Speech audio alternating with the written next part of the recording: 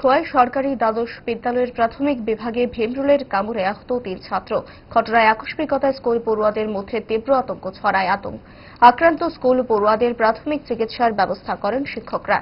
এই ঘটনার প্রতিক্রিয়ায় অভিভাবকদের অভিযোগ, প্রায় 1 মাস আগে বিদ্যালয় ভবনে ভীমরুলের চাক থাকার বিষয়টি তারা স্কুল কর্তৃপক্ষের নজরে এনেছিলেন, কিন্তু সময়মতো কার্যকর ব্যবস্থা না নেওয়ায় আজের আক্রমণের শিকার হতে হয়েছে স্কুল পড়ুয়াদের।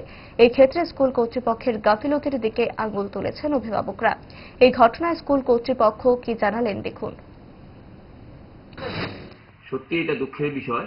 আমরা অনেকদিন ধরে চেষ্টা করছি এই বেঙ্গলি ভাষাটাকে নষ্ট করার জন্য। আমরা 2-4 জনকে বলেছি, তারা এসে ভাঙবে বলছে, কিন্তু তারা আর ভাঙছে না।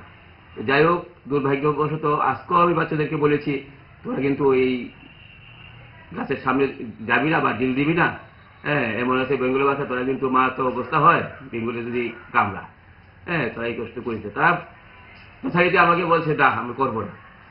তারপরও তারা স্যার দ্বিতীয় পিরিয়ডে স্যার খালি রুম থেকে বের হয়েছে, উনার ছেলে সম্ভবত ডিল দিয়েছে, 2-3টা গলা উড়ে গিয়ে 2-3 জন ছাত্রকে কামড়িয়েছে।